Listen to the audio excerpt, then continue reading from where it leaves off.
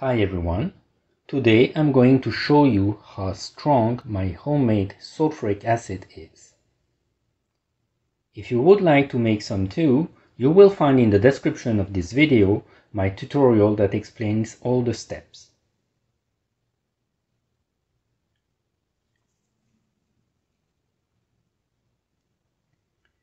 This is a napkin.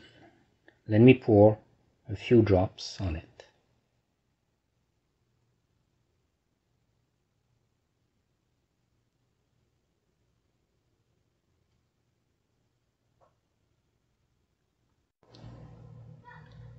Here is my experiment that I call the pooping cylinder.